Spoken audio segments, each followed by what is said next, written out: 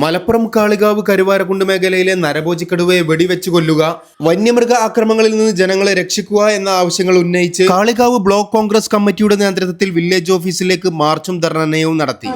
Block Congress committee സംഘടിപ്പിച്ച village office മാർച്ചാണ് ഇതുവഴി കടന്നു വരുന്നത്. കേരള പ്രദേശ് കോൺഗ്രസ് കമ്മിറ്റിയുടെ സംസ്ഥാന ജനറൽ സെക്രട്ടറി ശ്രീമതി ആലിപ്പറ്റ് ജമീലയുടെയും കാളികാവ് ബ്ലോക്ക് കോൺഗ്രസ് കമ്മിറ്റിയുടെ കരുതലാണ് ആവശ്യങ്ങൾ ഉന്നയിച്ചുകൊണ്ട് കാളികാവ് ബ്ലോക്ക് കോൺഗ്രസ് കമ്മിറ്റി സംഘടിപ്പിച്ച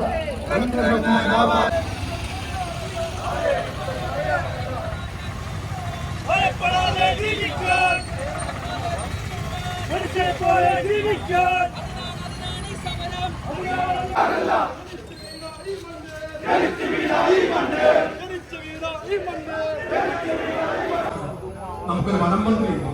എല്ലാ മന്ത്രിമാരും ഒന്നിനൊന്ന് മെച്ചമാണ്. ആരോഗ്യമന്ത്രിയും വനം മന്ത്രിയും ഒക്കെ മെച്ചമാണ്.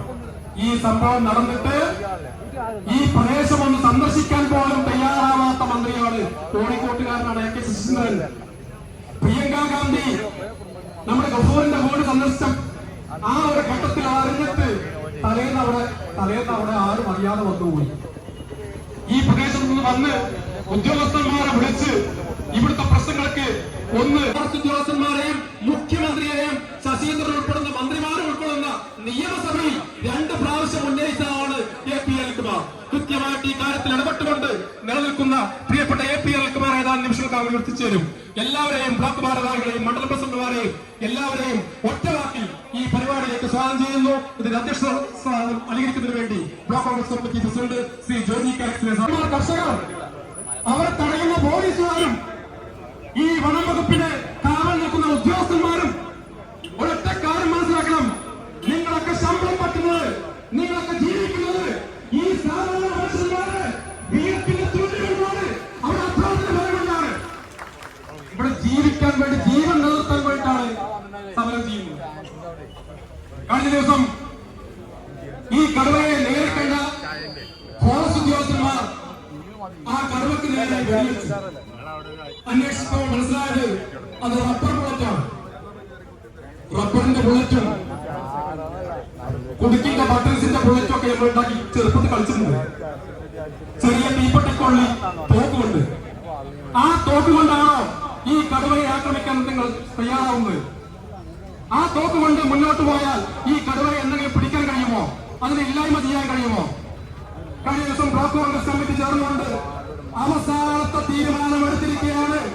കാളികാവിലും കരുവാരക്കുണ്ടിലും ചോക്കാടും ദുരിതം അനുഭവിക്കുന്ന, ദുരിതം പേറുന്ന മനുഷ്യർക്ക് ഭയാനകമായി നിലകൊള്ളുന്ന കടുവയെ നരഭോജി കടുവയായി പ്രഖ്യാപിച്ച് അതിനെ കൊല്ലണം, കൊല്ലണം, കൊല്ലണം.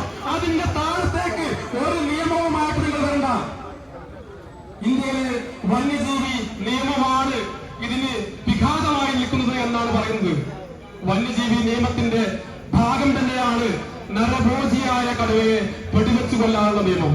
വയനാട്ടിൽ കൊന്നല്ല ഫോറസ്റ്റുകാരെ ആക്രമിച്ചപ്പോൾ, ഫോറസ്റ്റ് ഉദ്യോഗസ്ഥന്മാരെ ആക്രമിച്ചപ്പോൾ ആ കടുവയെ നിമിഷ നേരം കൊണ്ട് വയനാട് വെച്ച് ആ കടുവയെ വെടിവെച്ച് കൊന്ന ആ നിയമമുണ്ടല്ലോ, ആ പുസ്തകം ഒന്ന് മറിച്ചു നോക്ക്.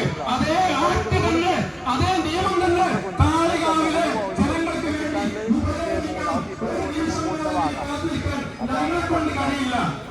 ഇന്നലെ നമ്മുടെ മെയിൻ റോഡില് കരുവാരക്കുണ്ട് കാളിയാലേക്ക് വരുമ്പോൾ ഈ കണാരമ്പടിക്ക് കടുവയെ കണ്ടു എന്നൊരു ന്യൂസ്.